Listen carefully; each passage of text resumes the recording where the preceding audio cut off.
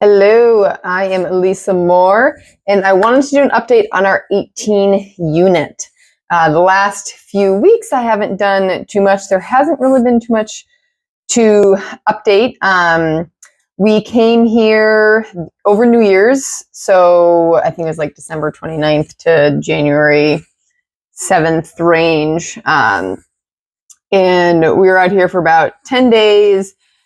And looking for contractors, trying to get quotes, just seeing it once it was ours for the first time, walking through and really trying to figure out what we wanted to do. Originally, we were going to hire a GC, and after that 10 days that we were here and going through it and trying to figure out what we wanted done, the GC that we had gone with, we decided to take a step back and GC it ourselves. John is a GC. This is what he does. We were going to try and not do that just because of the distance, but as we were getting quotes and as we were trying to figure things out, realizing we'd be much better off us doing the GC, at least for the first handful of units, and we'll see how the other ones become when they become vacant.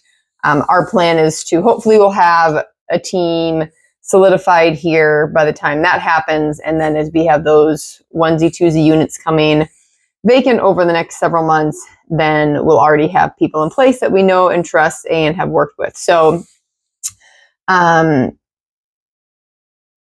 units, majority of I think we're going to end up doing kitchens in all of them. But there's always a lot of little things, and we'll do more videos. I'm going to do some more videos when I'm at the property later today, going over kind of some of those little things that came up and there's always a lot of little things. And when you're trying to work with somebody to figure out how you want them done, when, how, most economical things like that, it can get challenging. John is so good at finding cost-saving alternatives to things. Our focus is always make sure it's safe, it looks good, but it also needs to be cost-effective. So we'll go more into that in another video, but I wanted to go over the numbers. So I finally went through and kind of broke everything down and wanted to go over that. So the first slide, and I forgot the power cords of a couple of my things, so I'm kind of doing a makeshift video here, and we'll turn the camera around to show my computer screen for some of these slides. I've got two main slides to show, but all right, so you'll have to bear with me here on this. All right, so this is basically a summary of our HUD statement, closing statement, master statement. What are some of the names? All different names, but all basically when you are closing on a property, this gives you the summary of all the numbers. They make sure that all your debits tie out to all your credits and just list everything. So there's a lot more detail on the closing statement, the actual closing statement. Here they call it the master statement, but I wanted to summarize it because I don't feel the need to get into the super little nitty gritty of some of them, but I'll go over them as we go. So the purchase price, we purchased this for $1.75 million. They were asking $1.8 million, and we purchased it for $1.75. Our down payment was $372,889, and our loan amount. So you might be thinking, well, that doesn't make sense. $175 less the down payment. That loan amount's too much. So that loan amount includes this $210,677 of construction portion. So the amount that we're paying on is about 1.3 something million. That's our monthly payment. And then as we do draws from this 210,000, then we'll pay on that additional 210,000. But we only pay on it when we do draws. So we will have our payment will go up as we do draws from it. But for now, it's just on the the 175 less the 372, which is around the 1.3 something million. Our appraisal fee was $9,000. Yes, that is high. We had to do it. There are 3 separate tax IDs. So we had to do 3 separate appraisals. So it was $3,000 per building, which is still on the high side, but they got it done in a week. Within a week, we had it scheduled, they completed it, and we had the reports. So we were willing to pay kind of a little premium for that to make sure that we could close by end of the year.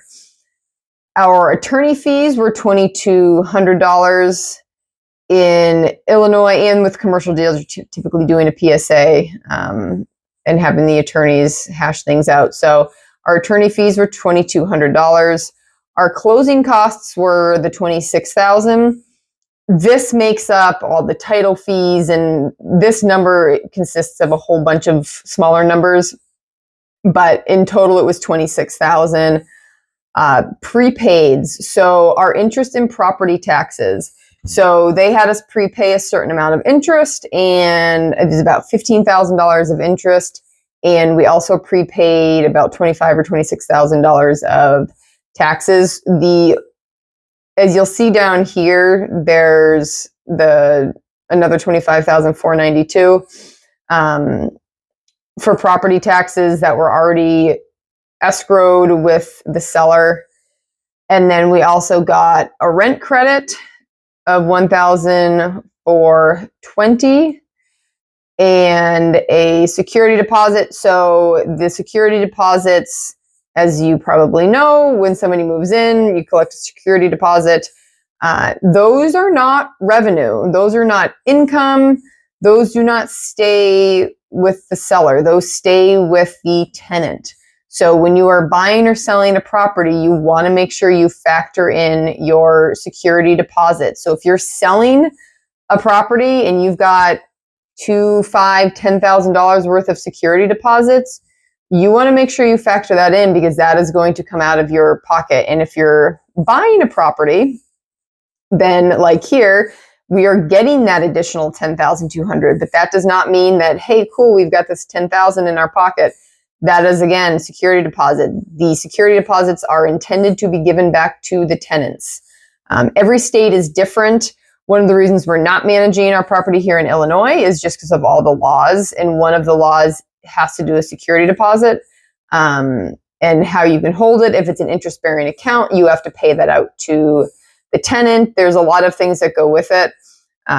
And our property manager actually doesn't do security deposits, just because to be able to keep any portion of a security deposit in Illinois apparently is not the easiest thing. We're like in Utah, it's just here's a receipt, this is what it was. It's different here in Illinois, so they just do more one-time fees as opposed to security deposits. And then the seller credit, $55,000. So our purchase price was 1.75, but we had $55,000 of credits. This credit was because when we went under contract with them, as I've done in other videos, it was not as advertised. So one of the negotiations was a seller credit. This obviously went just towards our down payments, closing costs, things like that. Could go down towards the purchase price, kind of whatever, but it all kind of nets out in the end with how much money do you have to come to the table with. Title fees were about $52.82, and then so in the closing costs is or the appraisal fee here of $9,000. We paid this ahead of time. Sometimes it's paid at closing, depending how you do your loan. And most of the time we've always had to pay it ahead of time, but because it had already been paid, so no money had to be exchanged, we have the credit down here. So this $9,000 credit just wipes out this debit. So when we were doing how much we have to come to the table with, it did not affect that because we had already paid for it. So these are what our closing costs and what that information is. So when you are doing the closing and you're at the closing table, you should get this form ahead of time. This should not be something that you're seeing for the first time at the closing table when you're signing. We had to go back and forth multiple times when they were sending us the initial closing statement because it was wrong. So one of the errors on it was the earnest money.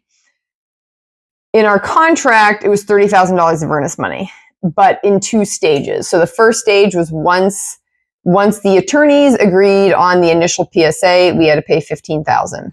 The second one was supposed to be after we did our inspection, the due diligence, once everything was sorted out from our due diligence. Well, because that process took pretty much literally actually up until after closing, we were actually still negotiating on one item after we signed the papers. So we signed on a Friday. After we signed papers Friday, we were still going back and forth with our attorney. And he was talking to their attorney on one of the items related to the master lease. So typically this should be done ahead of time, but because we had never fully come to an agreement, we never paid that second $15,000. So our earnest money that was paid was only $15,000. And with the first statement they sent us, they had $30,000 on there. So reducing how much we had to come to the table with by $30,000, which was not correct because we'd only paid $15,000. So our original cash to close was $340 something thousand. I knew that was wrong, so I paid the additional $15,000. Actually, it might have been $20,000 now I think, but I think it was $35,000. I think it was an additional $20,000 that they had off. So either way, I knew that was wrong. We were going back and forth.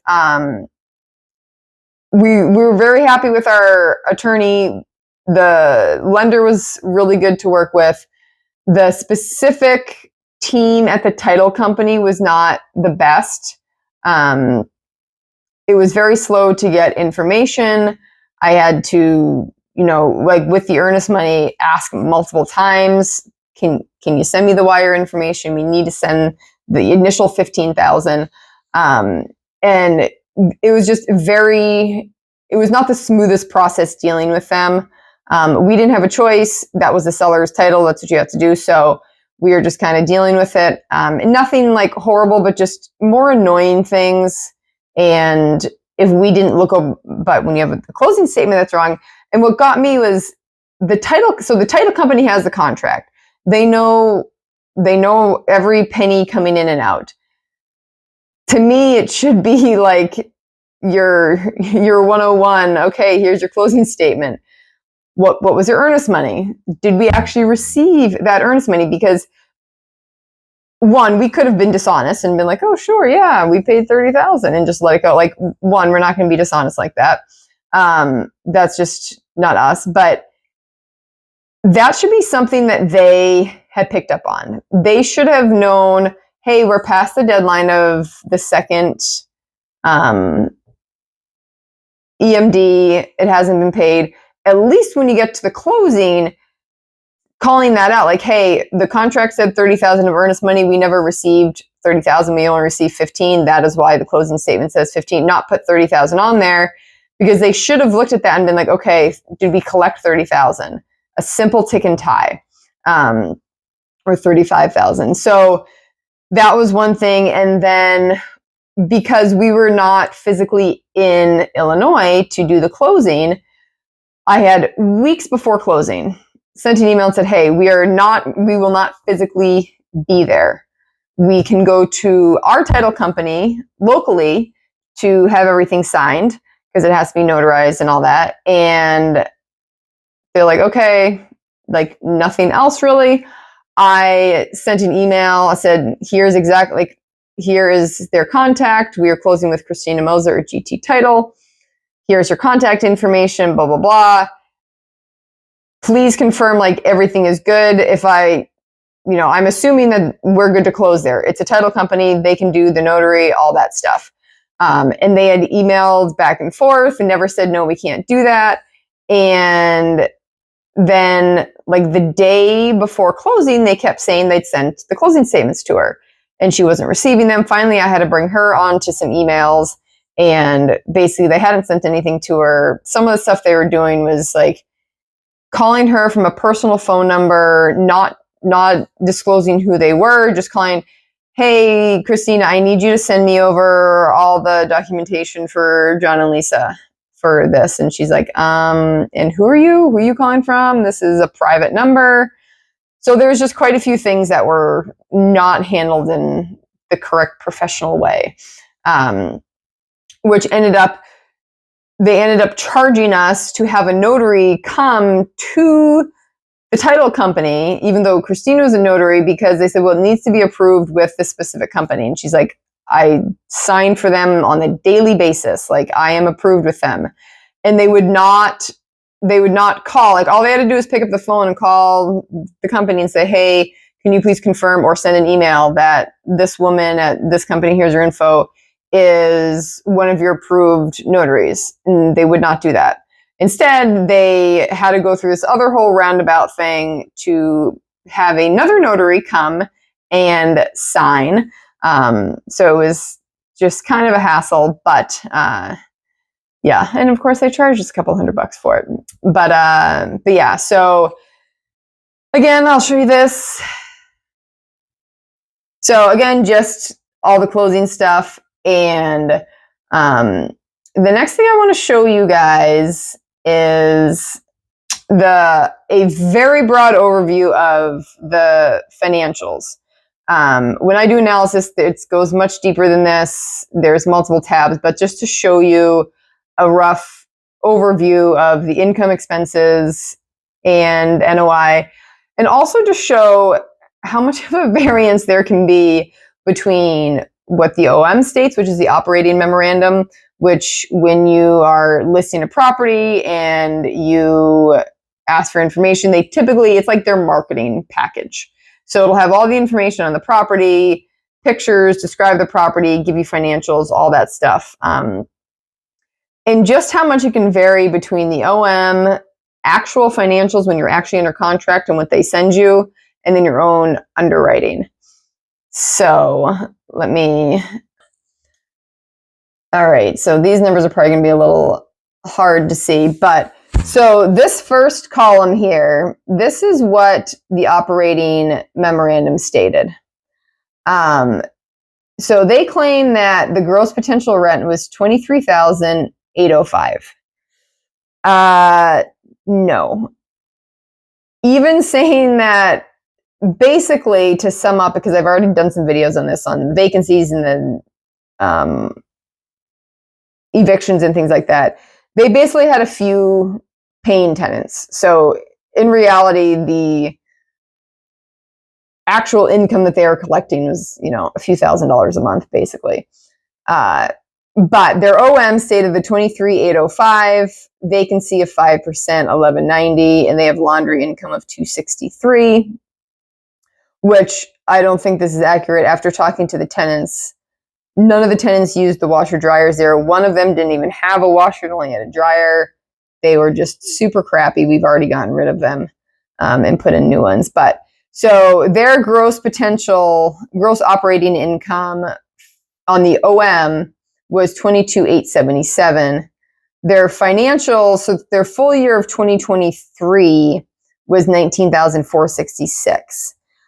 So just because you have actuals, and I'll go over this more as we go through some numbers, doesn't mean they're going to be your actuals.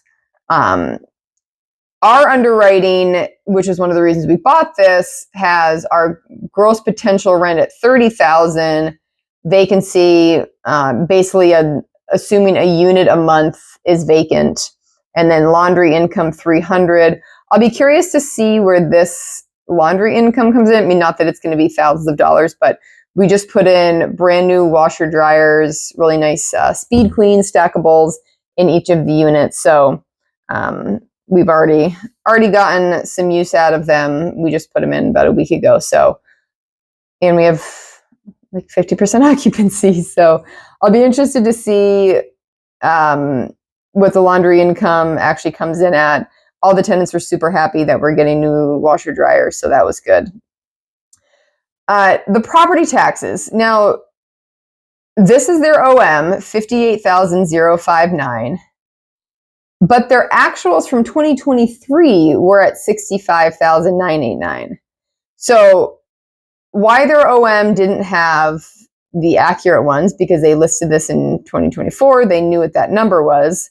But, they, for whatever reason, did not have the accurate property taxes. Property insurance. So their OM had 74.55, but their actuals from last year were 87.89. Our insurance is just under, I think it's just under 13.5. I was trying to find the number and I'm not sure where I put it, so I need to dig up that paperwork, but it's somewhere around between 12.5 and 13.5. So I went to 13.5 to be on the high side for the analysis. But I called the company that's currently insuring them at this 8,800, and their quote to us was just under $30,000. By far the most expensive quote we got.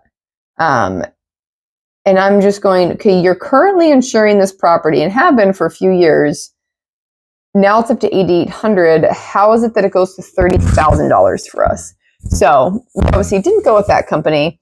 But again, their OM has it less than what their actuals were for last year. Property management.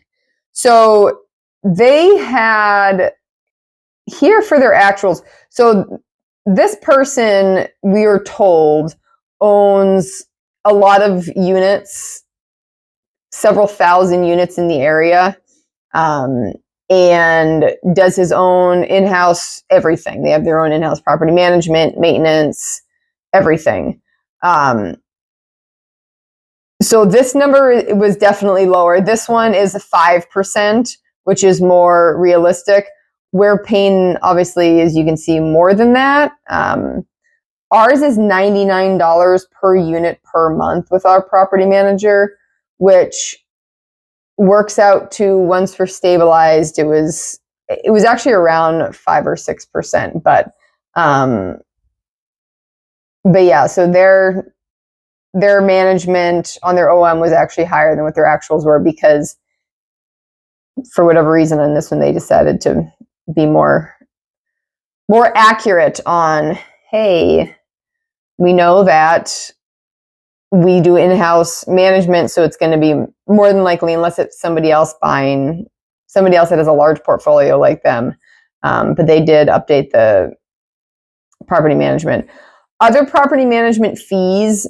So I always like to underwrite conservatively and make sure we have enough in there. So if things come in under, it's just even better. And so for other property management fees, I basically just went through and calculated, okay, if 50% of our tenants move out and 50% of our tenants re-sign, what is those fees per year, and took that on a monthly.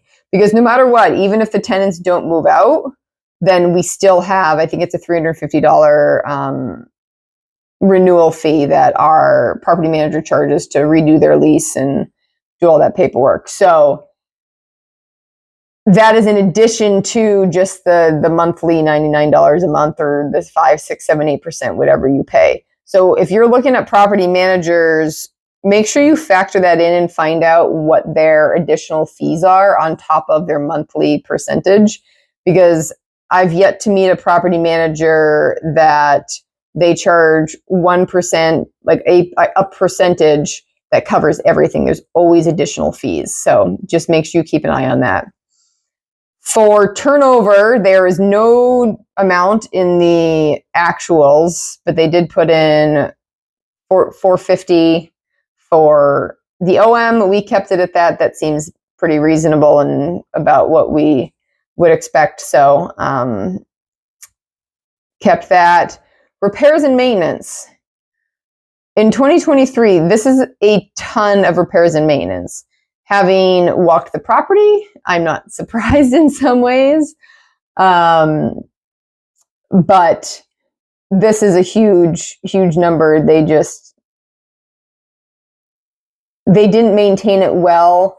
So instead of fixing things properly, they just kept putting Band-Aids on things, which just, this is what results. You just keep getting more and more callbacks. You keep having to go there more and more instead of just going in, doing things correctly the first time, making sure you have good tenants. So our repairs and maintenance, we've got about $450 a month. Water and utilities, for water alone, I'm kind of hedging between what their actuals were and what their OM stated at $8,500. We had the actual bills, and it does come in closer to what their actuals were. So I'm not entirely sure what the OM, why that one was so much higher. And they sent us the last, I think we had a couple years worth of water bills. So we looked at what their actuals were in 23, what they're projecting. And we also had a few months in 24 of bills. So I kind of extrapolated, all right, we're going to be more than the 7,000, but I don't think it's going to be as high as 10.5. So kind of met in the middle there of where it seems like the bills are heading based on the actual bills that we had. Electricity, that should be about the same. So all of the tenants can put their units in their own name. So this is strictly the common areas, the hallways. I'm curious to see, I mean, it's only 140 months, so it's not going to be any big drastic, but it's amazing how much of a difference LED light bulbs can do compared to the incandescent. And all of their light fixtures in the common areas, I don't know if any of them had LED bulbs in them.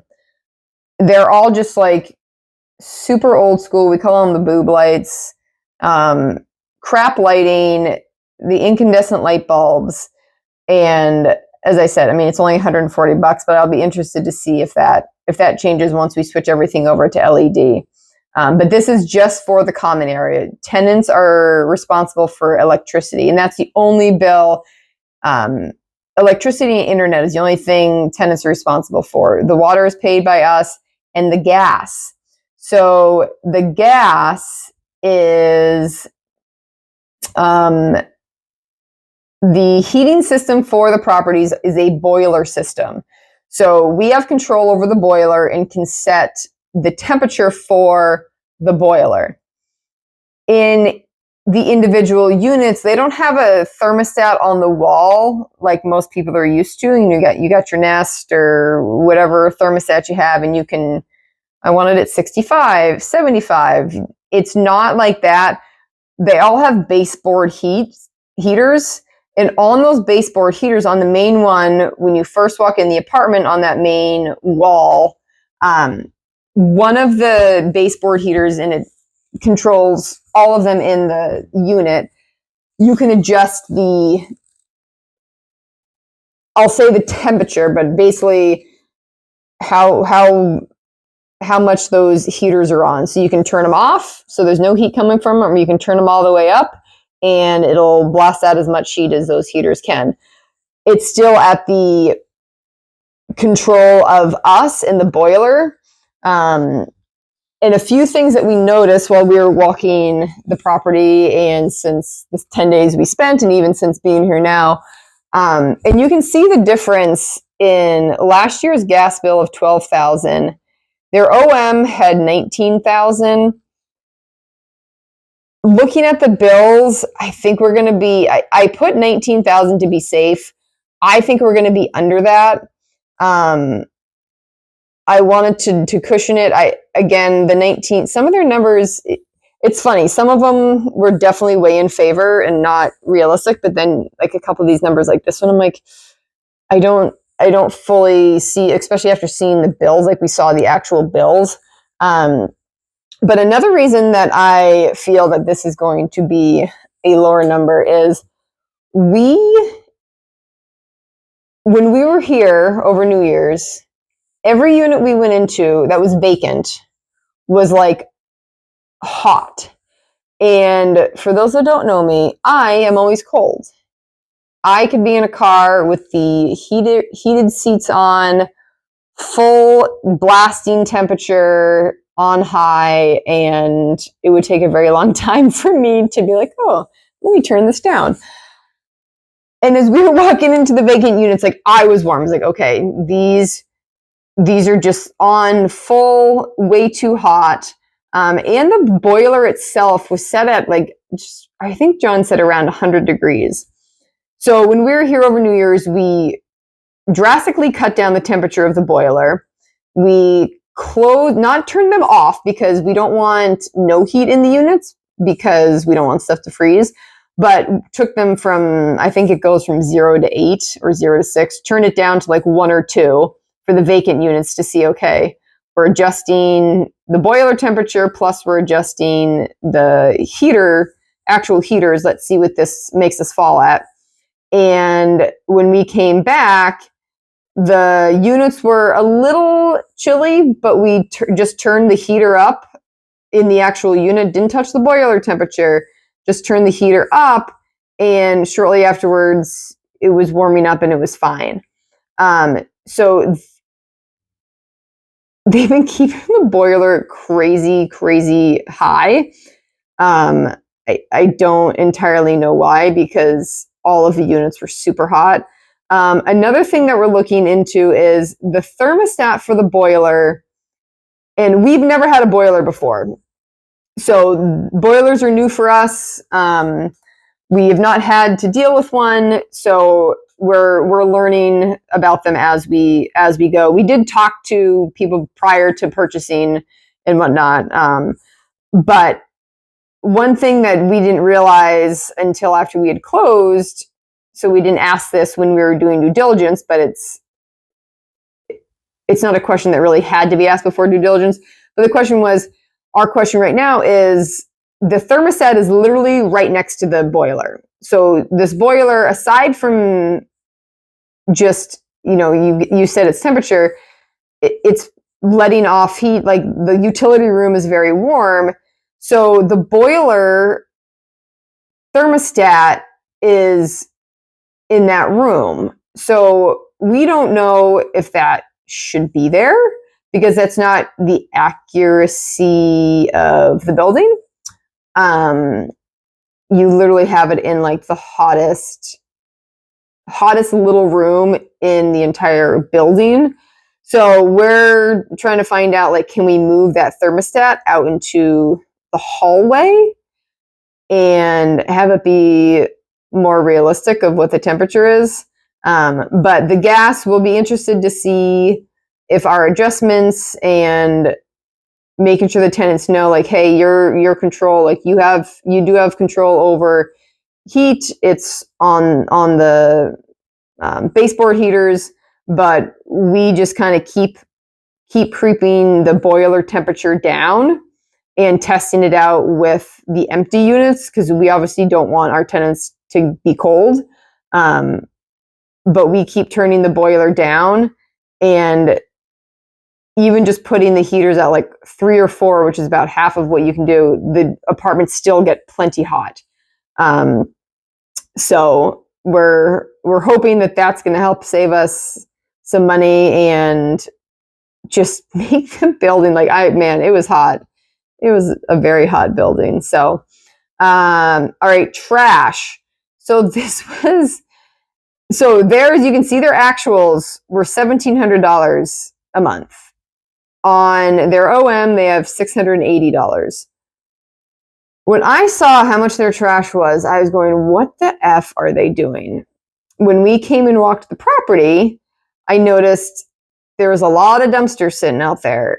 And when I called the dumpster company and I said, hey, what do you charge for, we have an apartment building, a dumpster is going to need weekly pickup, blah, blah, And they had, from 4 to 10-yard dumpsters, and it was anywhere from 100 something to 350.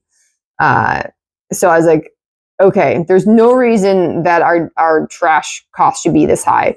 So the company that had the dumpsters, once we closed on the property while we were here over New Year's, I called that company and I said, hey, we just purchased the property, blah, blah, blah, Bernice Road. I said, I see your dumpsters in the parking lot. I said, I don't know if those belong to the prior owners of this building or if it's one of the other building owners. And he pulled it up and he says, oh yeah, he goes, they actually just called us a few days ago saying that they sold the property and to end their dumpster service. He said, and my guys were going to go and pick up the dumpsters right away. And I told them, let's just wait a week or two. Maybe the new owners will call us. And I was like, good thinking. And I was talking to him, I said, so can you tell me what the current owners have? And he says, yes, they have 6 dumpsters. So they had 2 dumpsters for each building.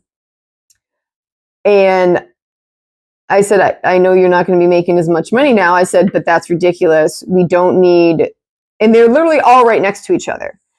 So if this was a complex where they were further apart, I would understand, okay, you need to have multiple dumpsters spread throughout the parking lot. These 3 buildings are right next to each other. There are 6 dumpsters. We're all right next to each other. I said, I want 1 dumpster. And I told him where to put it. And he's like, okay, sounds good. So it's I think it's actually like $287 or something like that, but I put $295 just to round up a little bit.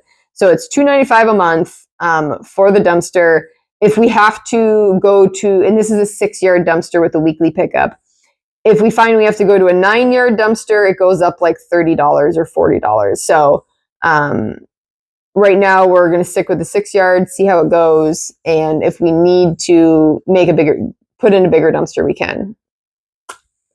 But that was one of the things that I was looking at. I'm like, this just seems absurd. Like that is so expensive for 18 units. So that was a big cost savings from what their actuals were and their OM. I mean, even this, I'm not sure. Like to me, this is more expensive, more than twice what it needs to be. So we did some savings on that. Oh, but another thing I wanted to point out. So the repairs and maintenance, they don't even have it on the OM. No repairs and maintenance are listed on the OM. They had it on the actuals, and obviously I underwrote it, but they did not include repairs and maintenance on their OM. They also did not include lawn care and snow removal on their OM, which is an expense. And again, this seemed high. Talking to our property manager and who they hired, they were more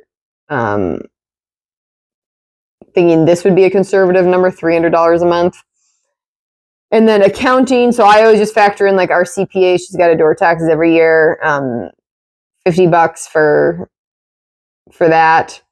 And then the contract services, janitorial. So having it cleaned. Their OM had $450. They were paying $778. And again, talking to our property manager and also talking to one of the other guys that handles the maintenance and the cleaning, I should say, not the maintenance, handles the cleaning of the other buildings owned by not our seller, but a different one. We asked him what he charges, and this works out to about what he charges and how much time it would be. So that matches the OM, but less than what their actuals were for 23. The rental license, we got to do the rental license. That is what it is. Professional fees, I have no idea. They never answered me. They never could give me support on what this number is. It wasn't on the OM. I have no idea what that would be for. So there's no other expenses that we felt we needed on there. So we just didn't put that on there because they couldn't tell us what it was. And then one other thing that the OM had was just miscellaneous, an additional $450 a month of miscellaneous. So you can see their OM was $11,255, very lean. Their actuals in 2023 were the $15,572. I think our actuals are going to come in somewhere in between that, closer to $13,635. So our net operating income, the OM had $11,622. The 2023 actuals were 3894, and what we see as a stabilized, their OM for rent, so this was actually their actuals of if every tenant was paying, this was their actual. So that's why there's such a big difference between our rent and the OM. This was their as is. Stabilize, and once everything's up to market rent, we would be our net operating income around 15,165 is where we think we'll fall. So the net operating income is basically, I have this one more slide. So your net operating income is basically what's left over for your debt payment and your profit. So out of this 15,165, we will have to pay our mortgage, and then what's left after that will be, we'll have CapEx savings and then our profit.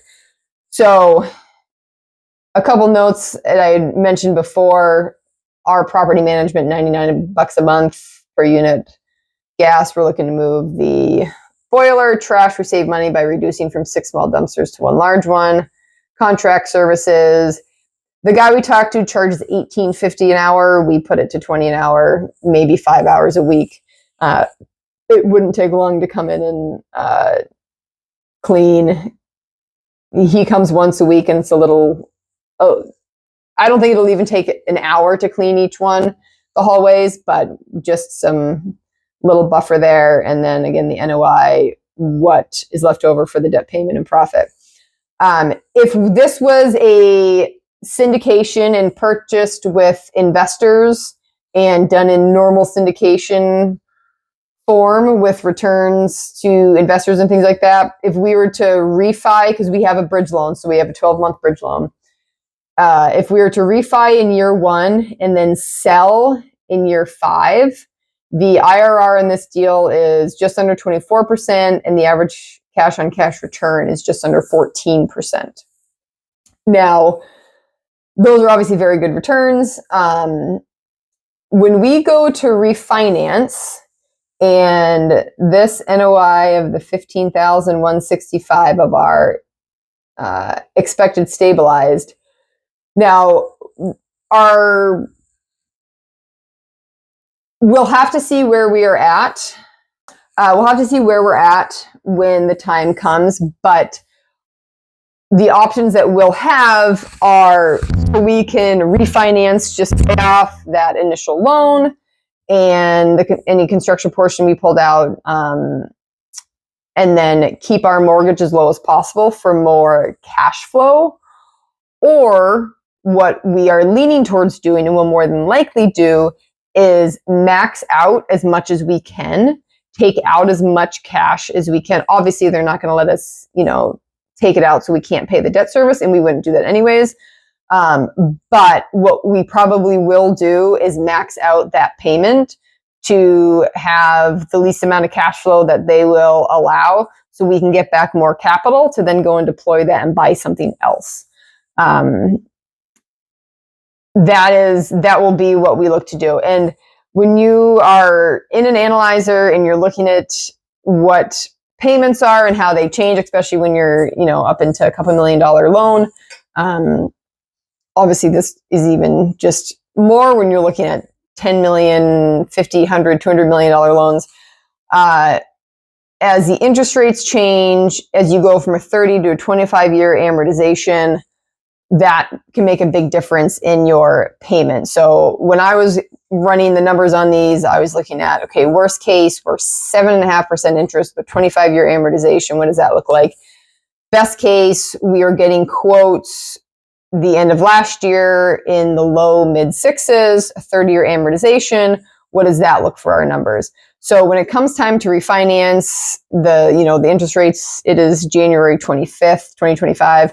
The interest rates were going up. I think they just came down a little bit, but I think the next several months they'll be kind of all over, hopefully start to settle in with the new administration coming in and everyone kind of being like, what's going to happen?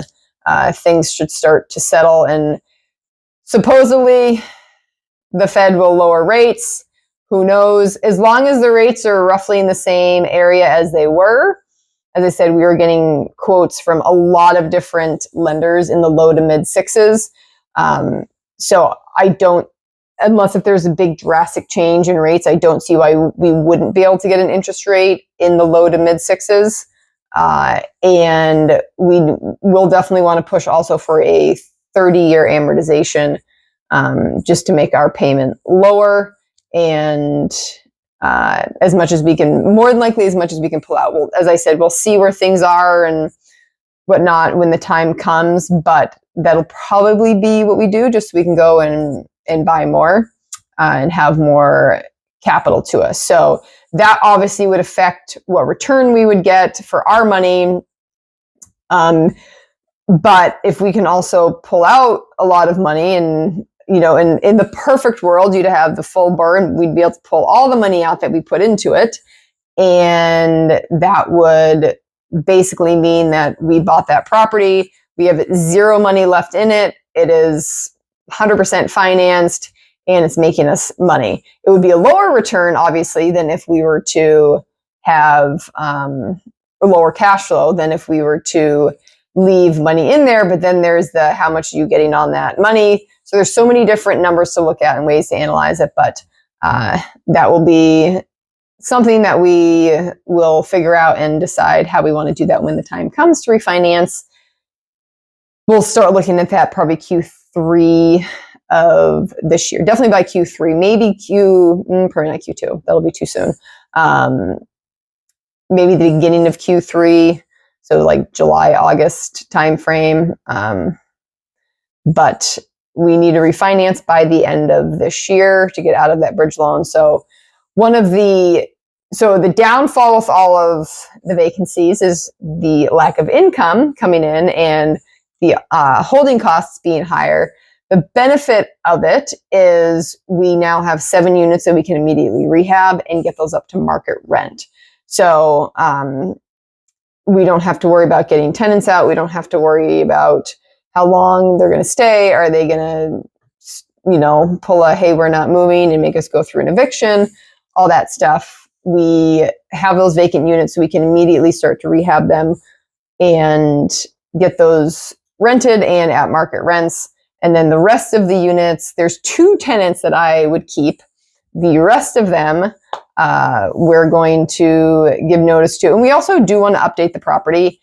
So we are going to give notice to all of the tenants that, your leases, some of them, their lease is already ended. It's a month to month, or it's coming to an end. I think the last lease is in April. So give notice, we're not renewing your lease. This is your 60-day notice. If any of those tenants really want to stay, then they can go through our screening process. And if they qualify, if they pass for everything, then they would move into one of the renovated ones. But the rents will definitely be higher. So whether they can afford that, that would have to be determined in the screening process. But we do need / want to get the rents up. They are all pretty significantly below market rent, several $100s easily, if not more. Some of them are like $600-700 below market rent. So that is what we're doing now. So those are the numbers. If there's any numbers or details that you want me to go into more detail on, please let me know. For the little P&L, I didn't want to go too deep into the actual analyzer and tab by tab. That just gets to be a lot. So I wanted just a broad overview so anyone watching could get a pretty good understanding of the numbers. And these are the main numbers, your monthly P&L, what it looks like. So again, if you have any questions, let me know and I'd be happy to discuss further. So thanks for watching and keep an eye out. I'll be doing a couple more videos, especially now that we're out here on the property and how it's going. So stay tuned.